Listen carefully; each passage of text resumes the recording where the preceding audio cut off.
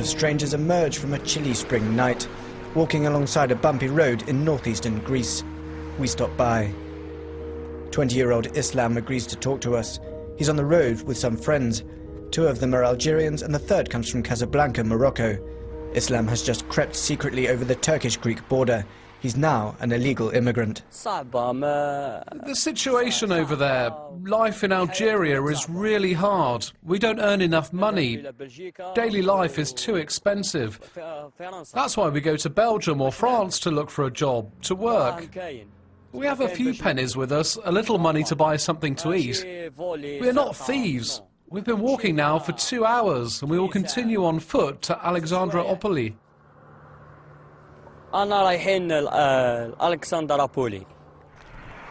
It's quite a walk. Alexandroupolis is 80 kilometers further south. The Algerians are heading for a French-speaking country. The Moroccans dream of Germany. The Germans are just around the corner. The 2-man team, Heidi and Ben, hide in a minivan, sent by the German police as part of the European Frontex force, helping their Greek colleagues to secure the external border. Using a night vision device, they control a 3-kilometer stretch, and further down, the Bulgarian night watch team takes over. Each night, Heidi and Ben detect up to 70 illegal border crossers. In fact, since 2002, a Turkish-Greek readmission agreement does exist, points out the head of the Orostriada police station, but it's often unenforced. When arrests of illegals are made on the Greek side, we request that Turkey takes them back. But, for instance, in 2011, we arrested 55,000 illegal migrants here in the Ivros region, and the Turks took back only 731. Turkey is not complying with the readmission agreement.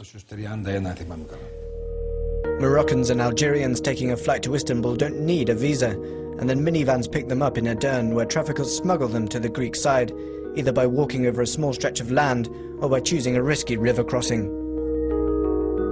We've been working in cooperation with Turkish police since mid-2011 in order to track down traffickers. But I can't say the results so far are encouraging. What we're now seeing is that the traffickers actually stay on their own side of the river, loading the migrants into their boats, pushing them off and then staying safely on their dry land. As a result, what we see is that some of the boats capsize, some people get stuck on small islands in the middle of the river, and people die because of this. While the river Evros is a natural barrier, a dangerous obstacle difficult to overcome, there is a 10-kilometer land border which is a real temptation for migrants hoping to cross on foot. This Greek farmer's fields are on that land border. While his son brings out clover seeds, Thanasis tells us his daily experiences. One of the most touching, the most shocking stories I've lived through myself happened in a field a little bit further down over there. There we cultivate wheat. When harvest time came, I moved there with my machine. It was still very early in the morning. And suddenly, in the middle of the wheat field, I saw a group of maybe 5 or 6 illegal migrants there, sleeping. They had several children with them, had spent the night in the wheat, trying to hide away.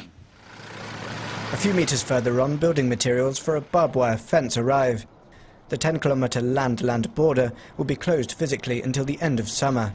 Athens asked Brussels for co-financing, but the EU Commission refused. Greece will pay the €3 million out of its national budget.